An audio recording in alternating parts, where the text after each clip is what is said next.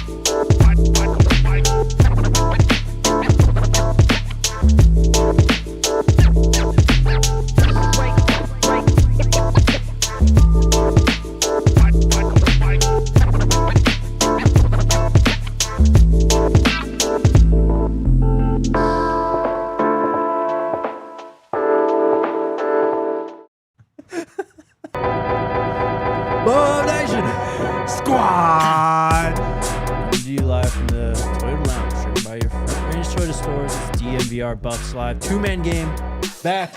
Dynamic duo, let's get it, brother. Sir. RK is off on business. He'll be back and rejoining us tomorrow for Friday Vibes. Yes, sir, yes, sir, yes, sir. But today, you got to deal with us again. What's up, bro? Man, I'm cooling it, bro. It's another beautiful day outside. It really is. It's Thursday, as Shay says. It's a tipsy Thursday, to be exact. We used to call it Thirsty Thursday back in the day. But you feel me? It's a beautiful day out here. I'm ready to talk ball. People are requesting that we talk some ball today. Yeah. So we might oblige and do that a little bit. Don't worry, Keith. We will definitely talk some Buffs football today. We'll talk the best coaches in the nation. CBS Sports has been ranking them, and we'll discuss if the Coach Prime ranking is fair or not. Travis Hunter makes the Athletics top football players of the 2000s, and he's pretty high on the list. We'll dig into that as well.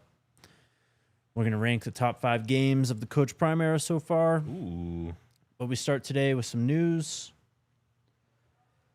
and that is with the college football playoff. Our one-year nightmare is over. They fixed the seeding, bro. Did they?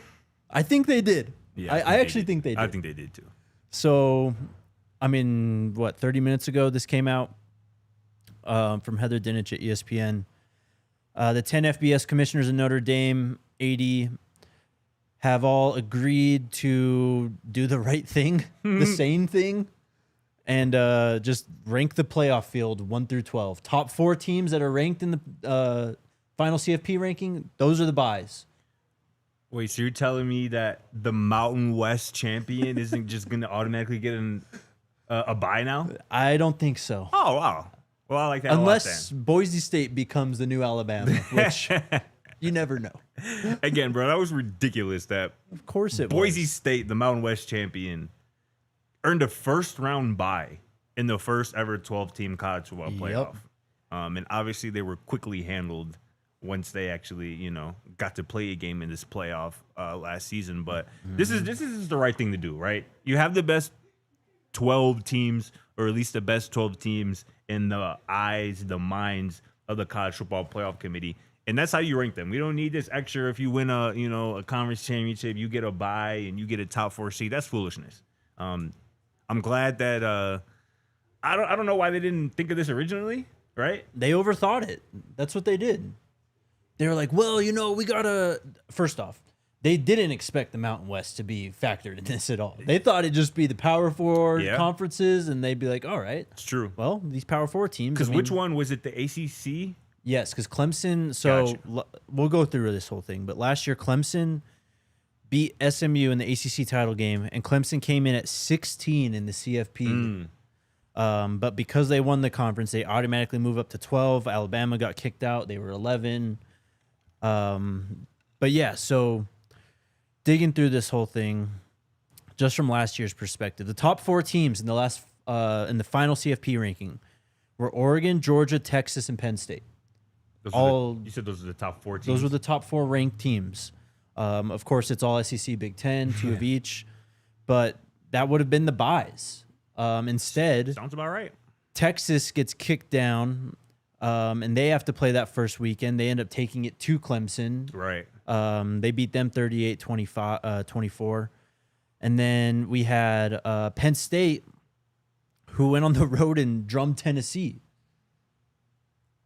So, I mean, they both ended up, of course, advancing. Like, I don't know. I'm not going to say the bye didn't matter, but they proved that they were worthy or more worthy of their seed, obviously, in the 100%. First game. And obviously, Boise might have proved that they didn't. They lost 31-14. Yeah, and that game wasn't particularly close. No. Do you think, I like this, bro. Do you think the NFL should adopt this? In terms of like or you're talking about the reseeding of what they're talking about? Like, you know how the division winners obviously, you know, all get a bye pretty much. Yeah. I mean, based on record, pretty much. Should they seed it that way? You think, similar to how the CFP is now doing it? I don't know. I think the NFL has the most perfect playoffs. I'd hate that they're talking about changing it. I think they're talking about reseeding after the first round right now is what they want to do. Oh. I haven't dug into it too much, but I do think that in the NFL, at least, like there needs to be some emphasis placed on winning your division. Like you played all those teams twice. For sure. I just think, you know, there's always, at least seems like there's every year, there's one like an NFC South team, like a 10-win Tampa Bay team, or even on the other side, like I'm just trying to think of. Well, like the Seahawks. the AFC South, you know, the 10-win Houston team, or you know, a 10 or 11-win Tennessee team like we've seen in recent years, you know, get a bye when there's a 12 or 13-win, you know, team like in the AFC North potentially, like Baltimore, Cincinnati, that is clearly better than one of those division winners, but they got to play an extra game on the road, mind you, as well. Like I get it, there should be some emphasis on the division winners, but I think there should be some thought into just straight seeding it to record as opposed to you know, division winners. I mean, it's not the worst thing you can do to it, no. in my opinion. Kelly says in the chat that Detroit pulled the seeding request at the NFL meeting, so thankfully that's gone. But, I mean, they're clearly trying to change something there. Maybe the playoff is the college football playoff is the testing grounds, because obviously they're just changing whatever they want. For sure. Without any data to look back on. I mean, this is a positive change, though, right? Oh, 100%. It's super positive. And I'll just take one more example, NFL, like the NFC North this past year, where like I think week 18, it was Minnesota and Detroit, both like 13, 14-win teams. You know, one gets a first-round bye, and the loser, again, still a 13, 14-win team, has to go on the road wild card weekend. And that's just tough. But either way, for college football, this is awesome. And hopefully this will quell some thought of expanding it, right? I hope so, man. But like, it's not slowing down. They keep on trying to push it to 16, which would, I mean, that'd probably eliminate the buys, right? Because it goes 16-8, 4-2-1. You just have 4 full rounds. If they went to 16, yeah, I think you're right. So, I mean, they fixed the buys right now. We'll see what happens if they end up changing it to 16. So yeah. Arizona State would not have been on a bye. They, of course, had it was the best game of the playoff, honestly. All-timer against Texas. Texas pulls it out in the end. Maybe we would have not had that game because of seeding, but I think for overall, what we saw last year, the competitive balance was obviously not on a level. It's competitive balance, but it's not balance. You know what I mean? Like, it's not like... No, for sure. I mean, you can't compare Boise and Georgia, honestly. So You really can't. But it's a sport. I just read a comment and said a word. It's a step in the right direction. Scotty, you wrote an article today. I did, man. About what the transfer portal has been telling us about this upcoming season. Yes, sir. What are your conclusions? It's the right word, bro, because I did draw some conclusions, right? At this point, we're up to 29 transfers that Coach Prime and his recruiting staff have added to this roster this offseason. 17 back in the winter, 12 here so far in the spring. And that's 29 new guys. Like, that's It's a large portion of your roster that's brand new. And I felt like you could draw some conclusions from that. So that's what I did. Go check out this full story on DNVR.com for all of our diehards. If you aren't already a diehard, what are you doing? Lock in with us. Lock in with us. You get all the good perks, access to all of our exclusive content. You get a free T-shirt that pretty much pays for your diehard subscription/membership. So go ahead on that. But onto this story here about pretty much what Colorado's transfer portal moves tells us /say about 2025. The first thing, and I tweeted about this really the last couple of days, Colorado is committed to the trenches. Yes, they are. There is not a position that Colorado's recruiting staff has targeted more this offseason than offensive line. Mm-hmm. 7 offensive linemen have been added to this team, this offense, these trenches here this offseason. And obviously it starts with me, at least, with Zy Crisler and Xavier Hill. Yep. Zy Crisler started 30 games in the Big Ten. Xavier Hill has started 26 straight games in the ACC. You know, all ACC mentions the last 2 years. Honorable mention honors in the Big Ten for Zy Crisler. Those 7 guys that I mentioned, those additions on the offensive line, combined between the 7 of them, 100 career starts, bro. I mean, you can't like quantify offensive line play like PFF tries to, right, with their grades and stuff. Stats for offensive linemen basically come down to starts. 100%. Honestly. And again, that's what I'm looking at. Yeah. Were you able to get on the field and start and play for your team? And again, in Illinois' case for Zy Crisler, that was a good team last year. Damn straight. The last couple of years, they've had some good teams. In Memphis, in Xavier Hill's case, Memphis has had a really good football team over the last 2 years where Xavier Hill has been a starter for, again, 26 straight games. So 100 starts between those 7 guys. Crisler and Hill, we're expecting to start at both of the guard spots. If Colorado can get consistent play out of Zared McGill at center, who also has 27 career starts at center over the last couple of seasons, another experienced guy, this offensive line is going to be drastically improved. And it has to be, right? Mm-hmm. Shedeur was the most sacked quarterback in college football again last year. This running game was one of the worst in college football again last year. Now, granted, they were able to still win 9 games, largely because of Shedeur and Travis, but that offensive line has to be drastically improved, and I think they've done that. And some people were saying, like, when I posted that tweet about the 100 combined starts among those 7, like, we heard this story last year. No, we didn't. I promise you we didn't. Now, there were some starting numbers that were thrown out there because Justin Mayers had started games. Yeah. Khalil Benson had started games. Yeah. No shade on those 2 individuals. They are not Zy Crisler and Xavier Hill in terms of the places that they're coming from. Their physical stature, and then their just ability to play football, pass protect, beat demons in the run game. These 7 guys that they've added on the offensive line is just not – the talent of that group is a lot better than the talent of the group of the offensive transfers they brought in last offseason. It's not the same. Without a doubt. I mean – you could argue, I think Phillip Houston was probably the most impactful transfer offensive lineman last year. No doubt. And 90% of the people /fans were not expecting much out of Phillip Houston. No, not at all. He was frankly met with a little bit of disrespect when he committed to Colorado. Exactly. And, he ends up becoming the best one of the bunch from last year. He did have some starting experience. I think only 1 year. Yeah, I think that's right. Off the top of my head. Yep. So that's more of an outlier, right? And I think they had the right idea last year going after guys like Justin and Khalil. Yeah. Because they were proven to a fact or to a point, right? Sure. I mean, Khalil dealt with injuries that kind of derailed his season, obviously. Yep. And Justin just couldn't really find the consistency. I'm sure the shuffling along the offensive line probably played a factor. You know what? So. You know what name that I thought about recently that Buffs fans might be like, oh my God, I forgot about that name. And it has to go with this conversation. Tyler Johnson. Do you remember Tyler Johnson, bro? How much hype there was on him? And he got nothing. Partly for me. I was hyped about him. He played a lot of football. I think he earned all conference at Houston before coming to Colorado. And he was expected to be a big part of this transformation and never saw the field. He had a game against Texas the season before where you watch him and you're like, oh my God, like we got a player. They got something here, right? And he never saw the field. So that is part of the risk you take in adding transfers, but I'm more so confident in Zy Crisler because he's been here for the spring, right? He went through spring with his team.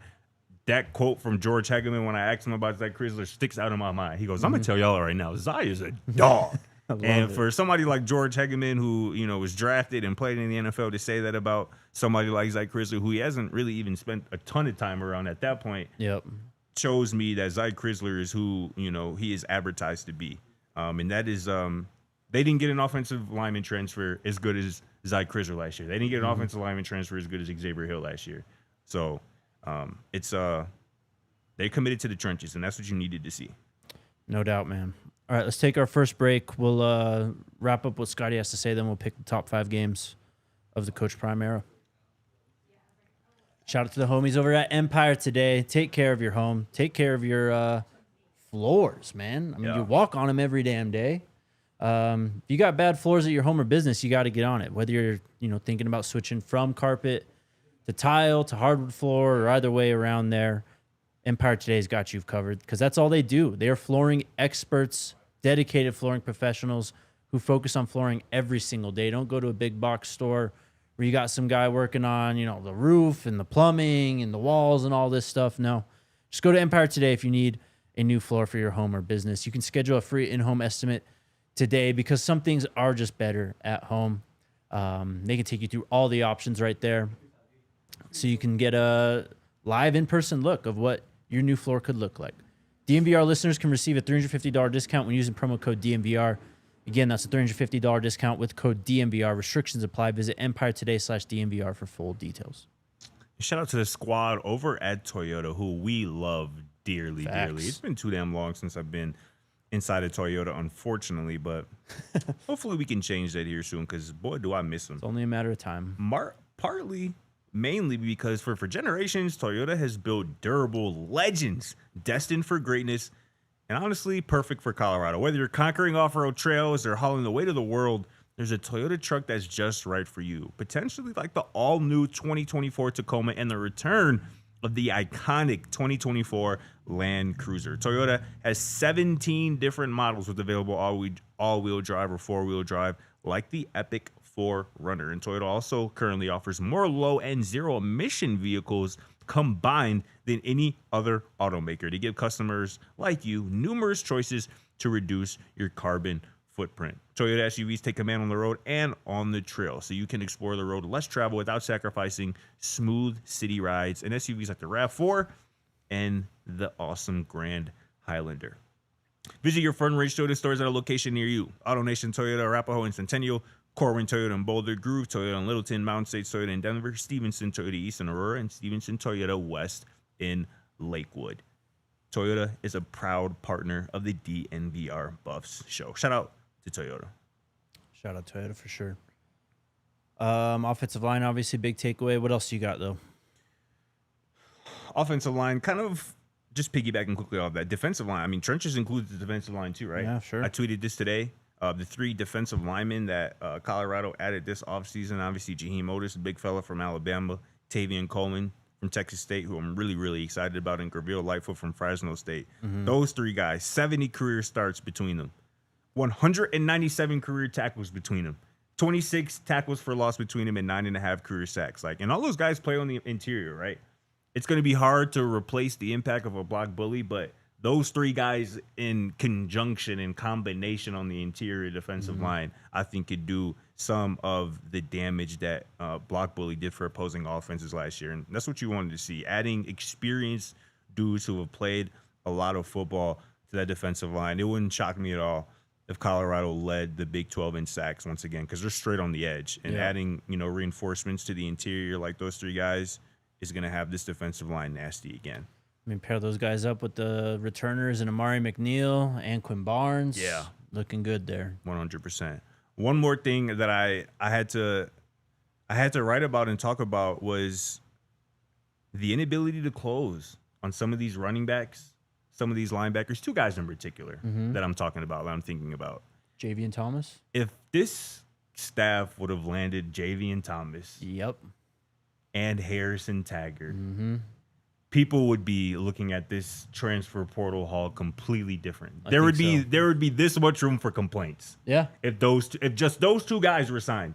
And I mentioned those 2 guys because clearly they were close. Colorado was close. Javian Thomas was in Boulder for a visit. Harrison Taggart was in Boulder for a visit. And obviously Taggart chooses Cal and Thomas chooses UCLA. And that's part of the reason why, those kind of misses kind of sting a little bit, right? Because those guys didn't choose, Georgia, powerhouses. yeah. You know what I'm saying? Sure. They went to Cal, bro, and UCLA. Javian Thomas, obviously, we talk about him quite a bit. Averaged over 6 yards per carry last season. A really explosive, speedy dude. Seemed like the kind of perfect running back that Marshall Faulk would love and really love to develop. Missing out on those two guys at positions of, I don't want to say need, but positions that are not exactly deep right now, I think are going to potentially stand out to people who are looking at this transfer portal class and could potentially come back to haunt them. Sure. Hopefully that doesn't happen, but it's a possibility when you miss out on guys of those caliber at those positions in particular. No doubt, man. But I don't know. Can't get too picky when you bring in 29 guys and you like a lot of them. For sure. And you brought in a running back. Yep. And you brought in 3 linebackers, right? Brought in a running back that gives you a dimension that you very clearly missed last season, too. Yeah. No doubt. So 100%. But, good stuff, though, bro. Go check out the rest of my kind of takeaways from this transfer portal haul on thednvr.com. Let's get it. What are we on to next? Good stuff, bro. Let's do the top 5 games. Let's get it. Let's get into it. Just top 5 games. Like, in terms of maybe not in the moment, but like immediately after you look back on the game that just happened and you just go, damn, that was a good football game. Obviously, with CU winning, I mean, there's some close games that are going to be thrown out there, right? For sure. That they didn't end up winning, but the wins are going to probably weigh a little bit more here. We'll see if anything can top what we already expect to be number 1. Which way we going? We going 1 through 5 or 5 to 1? I mean, 1's the easiest one. We could go from 1 to 5 if you want. You know what? See, I don't know if 1's the easiest one. I know what yes, you're thinking. Yes, it is. I know what you're thinking, and probably 99% of the chat is thinking for number 1. But I have a different perspective. I'm sure. I totally. I just get have it. a different perspective, Totally so we can get into it. So maybe let's just start. Maybe let's just start at 5. Then. All right, let's start at 5. What would you throw out then as a 5th best game of the Coach Prime era so far? I would say. No, we should start at 1, bro. We should start at 1 and work our way down. Don't you think? All right, let's debate it then. Number 1 is clearly TCU. Let's hear the argument from you, though. Let's see if for me. Yeah, you're the one who's saying it's different. Yeah, everybody's gonna say TCU, and you get that, bro, because I mean everybody was on edge, wanting to know what this Coach Prime led Colorado football team looked like, what Shador looked like on the moving the jump up from Jackson State to Colorado, what Travis looked like, but. Bro, that Baylor game, bro. It was this past year, bro. And again, granted, I might have some bias because I wasn't at the TCU game, right? I wasn't covering the team then. I was at the Baylor game up in the press box for that entirety of that crazy game. The rain, the comeback. The comeback is insane, I mean, multiple times. I told this story, bro. I'm riding up in the press box during the game, and I had to rewrite and delete my story 4 or 5 different times, bro, because I'm like, oh, they're gonna win. Oh, they're gonna lose. Oh, they're actually gonna win this. Oh, they're definitely gonna lose. And then they pull out that win in the most dramatic way possible against a good team, by the way, right? Sure. I think part of what might take out this thing of the TCU win, granted how great it was, TCU obviously didn't have a great season that year. They weren't a great team. Baylor was a good team. That's an 8-4 team. Obviously a really good quarterback. That game at home as well, right? At night, under the Folsom Field lights, in the rain, the Hail Mary, bro. The Omari Miller touchdown was that game as well, wasn't it? It was, yep. I mean, crazy, crazy moments. And Gualo says right here, that was a story time ending, a storybook ending. I understand the TCU game, but the Baylor game had all of the dramatics you might want in a sporting event. Forget a football game, in a sporting event. Sure. It had all of that. So that's my argument for putting Baylor. I understand the TCU arguments, and people have a soft spot for that. But Baylor would be my point, and I appreciate you hearing me, Ali. I hear you too, bro. Go ahead and put it number 2 though, Dion, because TCU was the anticipation of that game was just unmatched. Yeah, man. You mentioned, I mean, the first one, obviously everyone wanted to see it, but it was also, it embodies what your shirt says right there. Yeah, sure. It really was Colorado versus everybody that weekend. I mean, of course you had, people who were rooting for Coach Prime, rooting for Shore, rooting for Travis, proximity rooting interest in the Buffs. But man, this team was under attack with how they built it, because of who Shador is, obviously. I mean, he's proven to be a lightning rod over the last 2 years for sure too. But I mean, Shador goes out. That's literally his best game in a Buffs uniform, statistically speaking. Okay, is the TCU game. Got you. Set records. I mean, he just couldn't miss. It was the craziest thing I've ever seen. Honestly, he couldn't, man. I expected Shador to be really good, and I was like, yeah, we got a good quarterback, probably the better of the 2 quarterbacks in this game. Yeah, I did not expect him to go out there and just have a. I mean, it's one of those games where you finish it, and in NCAA, it comes up. This game ranks number 1 in the with a score of 5,400. Like, it's just it had everything in terms of the storylines, and the game on the field was down to the wire as well. It was. I mean, Dylan Edwards going stupid the way he did. Mm-hmm. I mean, maybe one of Travis's best plays in a Buff uniform. I think so. Interception, absolutely. Right? So I get it for sure. And maybe like Reginald said, I just had to be there, and maybe my perception would be different. But I mean, I'm not mad at all for TCU putting TCU number 1 there. Baylor's the obvious second choice to that one. I mean, I'll never forget that night, how I felt. Just I remember leaving, Folsom Field. Did you walk down to the field before it ended, or were you up in the press box? I stayed up in the press box. Yeah. But when I got home, I'm like, I couldn't even sleep, bro. I'm like, how am I supposed to lay down? How am I supposed to go to sleep after watching what I just witnessed? This is me after almost every Buffs game that's like super late. I'm up so late after the fact, just trying to recap everything in my mind, like watch the highlights, just figure everything out. That one, though, with all those moments, that was there's a lot of joy scrolling that night. Yeah, man. For sure. But yeah, the Baylor game, I mean, it's Travis's Heisman moment, I think, right? Maybe not a classic Heisman moment in terms of playing a top tier team or, doing it in a late in the season type of thing, right? But that was the play where you just realize that, man, this guy is just different. He's charmed, honestly. 1 of 1. Touched by God, honestly. Number 3, though, we can. We got a minute. What would you throw out as number 3? For number 3, I think it would have to be, Don Peasy just said it as I was going to say it. CSU 2023. I think it's got to be the answer there. Yep. The dramatics on the road, the rivalry aspect of it, the lead up to it, all the trash talk lead up to it. I mean, the week leading up to it and the day of the game, pre-game, them getting into it, talking trash back and forth. Obviously, the game going into double overtime. Shador, leading, I don't want to say a comeback, but leading, that game to victory without Travis, who left the game early, obviously, with that dirty hit. Mm-hmm. I mean, again, a game where you have everything. A Shiloh Sanders pick 6. Yeah. Horn. Atonement. What a call. I mean, that Jimmy Orr Jr. touchdown was crazy. That game was 1 of 1 for sure. And again, obviously, I wasn't here in Boulder at that point in 2023 season, but I mean, I was living in Milwaukee at the time. We had I'm sure you were up till 2 a.m. watching that game. You feel me?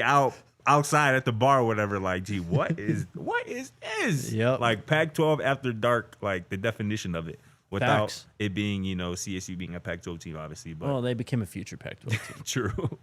But yeah, that was magical. Yeah, as everybody said, the whole country was staying up late to watch Colorado versus Colorado State football. Mm-hmm. And that sentence has never, ever been uttered before that game took place. Game day was out here for the first time in forever. You mentioned it was the build up to that game. Yeah. I mean, you could cut that tension with a knife building up to that. Of course, the comments from Jay Norvell, then, you seen everyone getting chippy on the field. Yeah. I mean, it was just the whole sunglasses thing, right? Sunglasses thing, yeah. Man, what a time. What a time we had. Definitely number 3, and just a great football game, back and forth, went to overtime. Shout out Trevor Woods for sealing the deal again with the pick. Sure. I mean, CSU was throwing out trick plays, all this crazy stuff. Torrey Horton was out there trying to do his threw a best. touchdown. Yeah, right. Yeah, it was he was crazy. doing his best. All right, let's take our next break, and then we'll wrap up the list. Shout out to our friends over at UC Health, and check them out with this their Healthy Swings Charity Home Run Derby. It's their 7th annual one. It's going to be Thursday, June 5th, so that is, 2 weeks? 2 weeks from today. And if you're a Broncos fan, you're going to want to check it out. Cortland Sutton was there last year. He's back again this year. Alex Singleton's going to be back out there.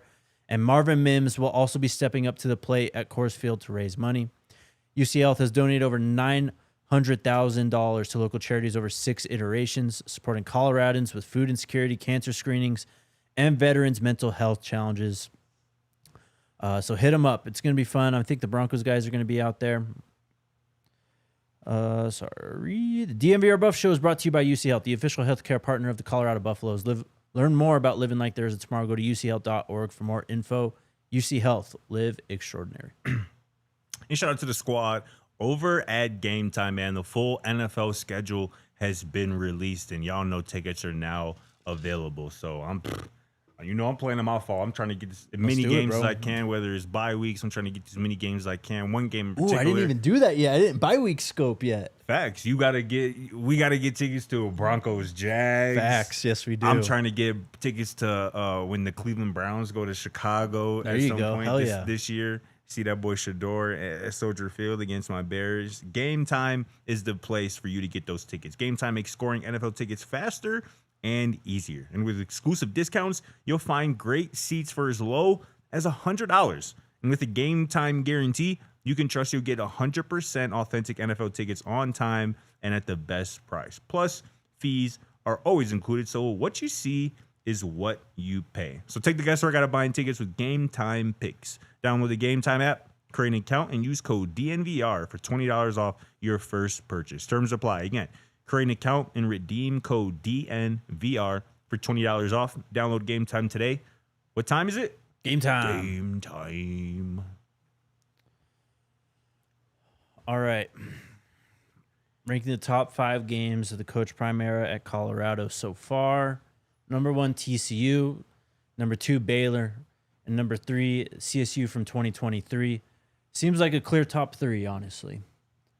I think if you ask damn near any Buffs fan over the last 2 seasons, that's what they would tell you. Those are probably the 3 games right there. Yep. So number 4, though, I've got one in mind. The chat's already thrown it out. What do you think it is, though? I think you, me, and the chat are all on the same page here. The first kind of BTA. The first BTA coming off of the Baylor game, too. Yeah, right? The first kind of BTA. Colorado went into the bounce house down there in Orlando, Florida as damn near 20-point underdogs. I think 17 or 18-point underdogs. Ended up putting belt to ass on them Knights down there. Actually ending the UCF football program, crippling them. And it remains to be seen if they can or if they're able to recover from that. But yeah, Colorado versus UCF. I think the final score they dropped 40 plus on them for sure. Final score of that game was 48-21. We even got a Cam Silman Craig scoop and score. And it wasn't even a scoop and score. Ball just appeared in his hands, basically. I mean, if you remember that too, that game had a lot going into it too with the weather. Yeah, right? Like there's a hurricane going on. Don't remind me. And yeah, I mean that whole situation with the weather was crazy going into it. Like even pregame, it was pouring, raining. People were they delayed the game an hour and a half or something like that. Exactly, delayed the game, and that's a interesting, especially when you're on the road. That's an interesting situation when you kind of get out of your typical pregame routine in an unfamiliar setting. That typically bodes well for the home team. But Colorado said, no, forget all of that. Coming off the Baylor game, like you mentioned, putting belt to ass on a team that, again, that morning of the game, UCF, I believe, was the favorite to win the Big 12. Right. Yes. Because that was coming off a week where I think a top Big 12 team had lost or something. So UCF was looking like the favorite in the Big 12 at that point, and Colorado just put belt to ass. I think UCF was coming off of a thriller against TCU. That's what it was. Yep. Because it was a comeback too. Yeah. Because TCU was up big, and then UCF somehow Kobe Hudson was stupid, and that's 100% right. Yeah, man, UCF for sure. If you didn't think the Baylor moment was Travis's Heisman moment, you got it in the UCF game. I mean, For just sure. another ridiculous play that he made. The Will Shepherd extension touchdown grab too. Oh my God, That was bro. That was like the play where it was like, oh wow, they're just better than these guys. 100%, dog. That's probably the best the running game has looked in the Coach Primera was this game in terms of diversity. We saw power, we saw counter, we saw Micah, we saw Dallin rip off a touchdown. All that stuff, man. The Preston Hodge interception to really get things rolling. Man, one of the biggest plays of the season. Absolutely, and we don't talk about it as it's a forgotten play at this point. But I mean, that game could have really went south with the Shador interception, and then again, Preston got the interception back, and I think they went down and scored. But if you remember. Now Bronco RJ Harvey, I think right after that ripped off like a 75-yard receiving touchdown, kind of a wheel out of the backfield, and at that point you're like, uh-oh. But from that point on, it was all Colorado, and what a night that was. No doubt, yeah. Shout out Preston Hodge in that play, just leveling the whole game out, kind of just wiping it all out. One of the biggest plays of the season for sure. This is where it gets a little tough though. Number 5, it maybe come down to personal preference. We maybe have a little bit of an argument here. I don't know. You throw a game out. What do you think? Somebody mentioned it here, and I'm glad that somebody else mentioned it. That I don't have to be the first one to say it. It's David Butler. He goes, "We lost to K-State, but that was epic. That was a great game. That game was crazy." And honestly, I was on the show that week, and obviously I was high on Kansas State, and I picked Kansas State to win that game, much to the chagrin of a lot of people watching the show. Obviously, Kansas State ended up winning the game in crazy fashion. But I remember even walking away from that game, I'm like, I feel really good about Colorado still. Sure, yeah. They went toe-to-toe with a really good football team in a game that they probably should have won, right? We mentioned Preston Hodge. If, that late kind of touchdown, from Avery Johnson to Jace Brown doesn't happen. I mean, the season is completely different, right? It's probably a 10-win team Colorado is, and, they potentially go to the playoffs. But that game, again, had everything, right? Back and forth. Both quarterbacks really kind of doing. Avery Johnson had a good game. Obviously, Shador did his thing. DJ Giddens was out there, balling, So that game really had everything. A late touchdown score. Gore had scored what they scored that with a minute left. I think K-State did. Yeah. So that again, fade. Yeah. I don't know. It wasn't Friday, but Knights under Folsom Field, electric. That game was stands out to me for sure. But I'm sure. Who else would you throw out there? That's a good one. In terms of best game, maybe we messed up a bit with the UCF because it was a good game for the first half, I'd say, though, right? It's just Colorado. UCF? Yeah, for sure. So, because I want to say it was like 24-14 at half or something like that. Right, yeah. It's just Colorado stepped on the gas in the second half. I mean, they had a defensive touchdown, all that stuff. Yeah. I've got a few, though. I see the people saying Nebraska. I feel that. That was a big one. That game wasn't ever really close, even though the score was, I think it was 0-0 going in the first into the first quarter. Yeah. Colorado was just so much better than that team. Like, that was a great game in terms of what it meant for the fan base, right? What it meant for the rivalry, what it meant for the return of Colorado football, really, too. Especially coming off of TCU the week before. I think I got to throw out the USC game, though.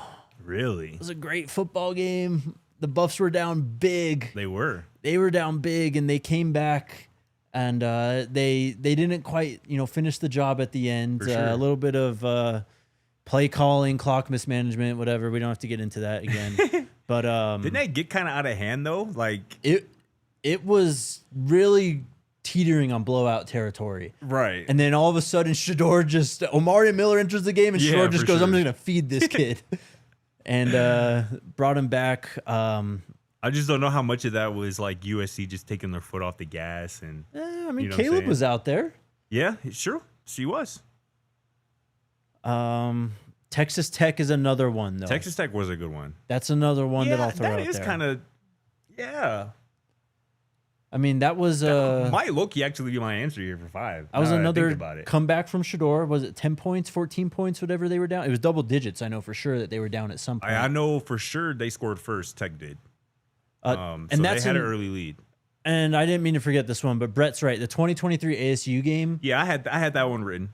That was one I mentioned before the show for sure. Obviously, a walk-off game-winning field goal by Mata. And that's another one that gets thrown under the radar too, because there was no Travis that game. He was still hurt from the CSU game. Oh yeah, true. So it was. I mean, Zay Weaver I think had a big game that week. Javon Antonio had a big catch late. Javon I think had to set up the game-winning field goal from him.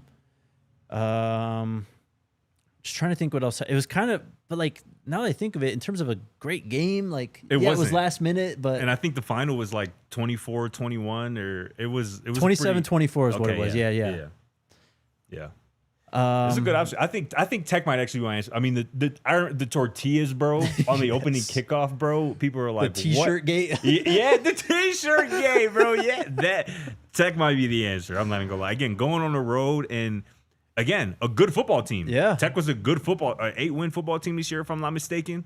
So that might actually be my answer. Going on the road and handling another test might be my answer.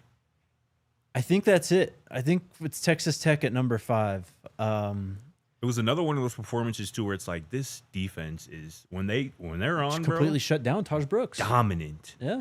And multiple strip sacks too. I think Shiloh had the scoop and score on the strip sack as well. And if you remember too, they got into it with the ball boy. Texas Tech had a lot of moments, low key. That might be my answer. That was crazy.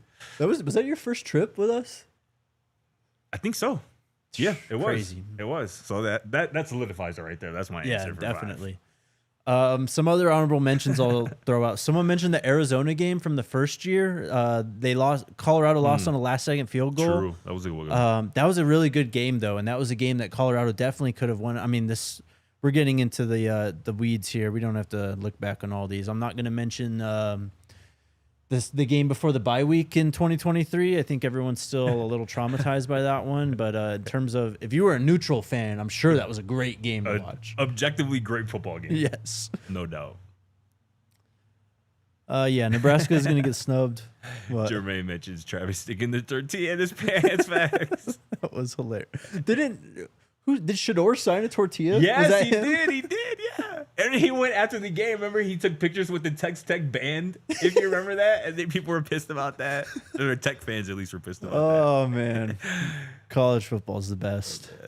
Anything else from this last year? A couple of people were mentioning like both the blowouts at the end of the season, like Utah and Oklahoma State. Like those are just like fun parties, right? Those were just Colorado celebrations. Yes, that's all they were. For real. Like the game version of a joy scroll, pretty much. I think. You gonna tell us, Don Peasy?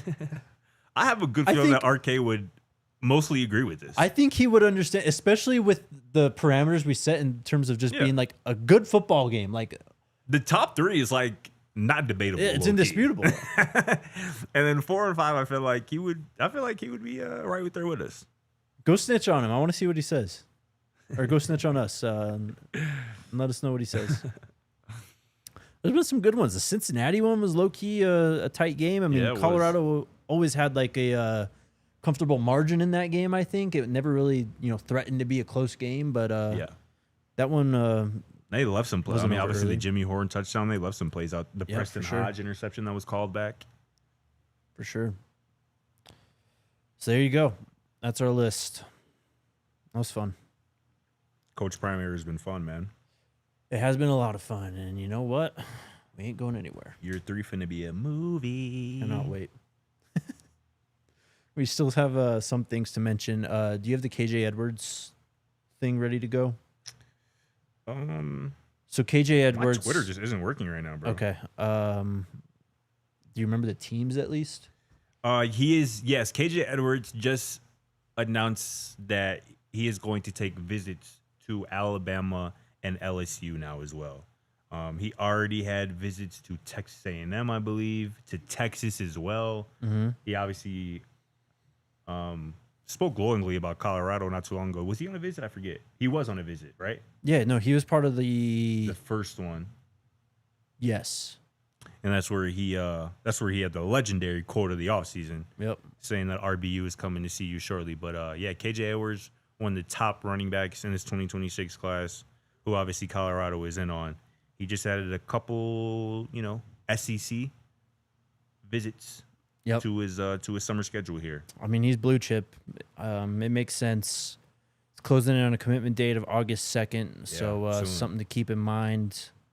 But yeah, he does have that A&M visit coming up in about 3 weeks. So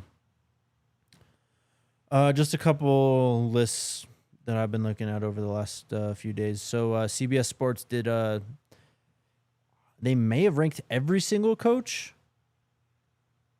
They just came out with the top 25 today. This one that we're going to talk about is 68 through 26, though. Okay. This is where Coach Prime shows up. Guess. Give me the range again. 68 through 26. 29. Close. He's 33. I'm not going to get upset about that. What I am going to get upset about is the man who is ranked one spot ahead of him. I think I have a feeling who it is. The man who just we doesn't... talked about yesterday? Yeah, he doesn't care about, competitive balance, doesn't care about the playoff. CBS ranked Matt Rule ahead of Coach Prime. Who has accomplished what? You tell me. What? He got Dylan Raiola. He got a little. That's Mahomes. about it. He got a little Mahomes, and that's it. What's bro's record since he's been at Nebraska? I don't think it's as good as Colorado's. Were they bowl eligible last year? Yeah, because remember Raiola. Yeah, because remember they were at the Pinstripe Bowl, and then they won late, and then Raiola was running around Yankee Stadium. Jesus, bro! Since he's been at Baylor, since he's been at Nebraska, 12 and 13. Is that the same then? Coach Prime's 13 and 12. Oh, okay. Yeah, he's number 32. Interestingly enough, Georgia Tech coach Bretton Key is number 30 on this list. And then Kalani Sitake comes in at number 26. Going through the top 25, though, Kurt Signetti at number 21 for Indiana. You got Kenny Dillingham over at 18 for ASU. How about this one? Number 15 is the Kansas Jayhawks and Lance Leipold. See, that's the shit I'm talking about, bro. I don't get it. That's what I'm talking about, bro. And the first line of the blurb says, it's no surprise to see Leipold drop after a 5-7 season. So he would have been higher last year. He'd have been down there borderline top 10. What are we doing? That's what I'm saying, bro. When we ask who's the most overrated coach in the conference, him. Because what has he done? I think you're right. I don't remember Kansas ever being like, oh, Kansas like that this year. That hasn't been the thing. They had a solid season a couple of seasons ago where they went 9-4. Mm-hmm. And Jalen Daniels was actually good then, right? No. Oh, that was the Bean year. That was the Jason Bean year. That's true. And granted, that 9-4 season, they went 5-4 in the Big 12. So they did most of their damage out of conference, obviously. They finished that year number 23 in the AP poll. Since he's been at Kansas, his record, 22-28.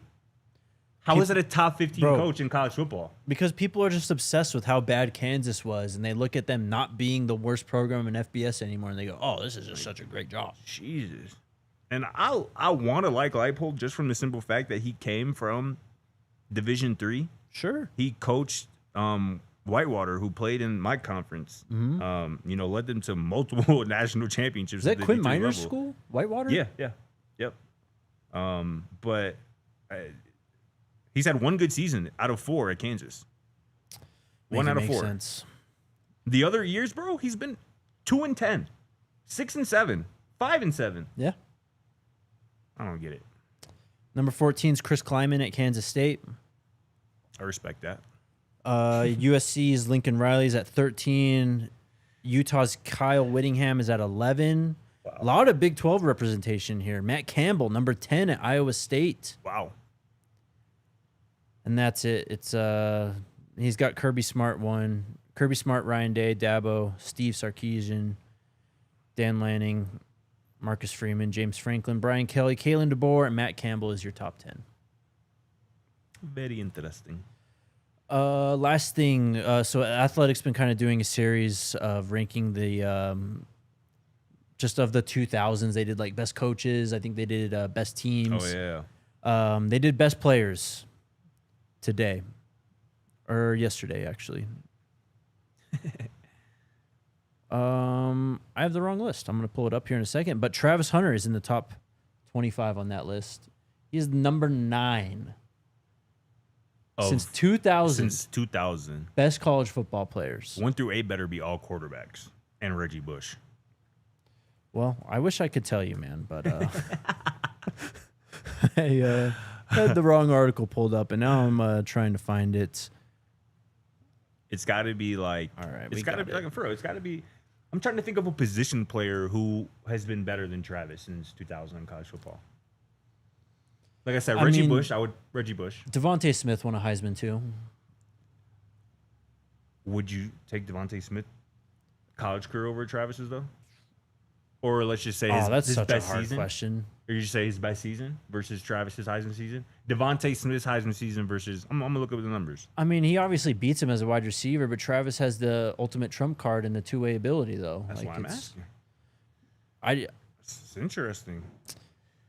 And oh my God! Oh wow! Yeah, he went stupid. That's what I'm saying, bro. He had such a good year. His Heisman season, dog. 117 catches. Yes. 1,850 yards. Yes. 23 touchdowns. Bro, he was like that. That's pretty wild. Wi-Fi's not working right now too. So. Okay, I knew it wasn't just me. Yeah, something's definitely going on with the Wi-Fi up in here right now. But Reggie Bush for sure would be up there. Yeah. And Ndamukong Suh, maybe? I mean, he was dominant. Yeah, that's true. But, I mean, non-quarterback, Travis has to be, what, second? That's what I'm saying, bro. I can't really think of. Like, I'm really trying to, like, I don't think there's any running backs aside from. I got it, Dion. It's just not, the page isn't just loading, bro. Yeah, thank you, though, man. Yeah, sorry, Chet. You're going to have to go read it yourself, I guess. Who posted it? It's an athletic story, so. I'll try working on it. Let's go to the chat, though. John Robinson asks, who's going to be our Falk in the running game? In terms of all-around back, I mean, the one who has the skill set for that would be Dallin, right? It's just consistency with him, putting it all together. I mean, yeah, you kind of really got to know what John means when he says who's going to be our Falk. When I hear that, I think of, like, who's going to catch passes and be a 3-down back. And that's the That's what I'm saying. Really? It's the Kalen Taylor to me. It's the one guy who Marshall Falk has played a hand in bringing to Colorado. Yeah. It's the Kalen Taylor. He's caught passes. He's electric in the return game. He is a nightmare to try to tackle, to bring down on the ground in tight spaces. So I understand people have skepticism about him coming up from Incarnate Word, but we have seen players make that jump seamlessly. And I think DeKalen Taylor is the type of dude who could do that. So my answer to that question from John Robinson would be DeKalen Taylor. I really like his game, and I think he's going to surprise some people. I think by, like, week 1, people are going to be like, oh, wow. Bro, wow, who is this kid? I think that's going to be one of those things. Going back to last year, though, like, if they had Dylan, man, it changes so much. It does. Thank you, Dion. So Dion just sent me, what is this, the top? Oh, you got them all. Okay.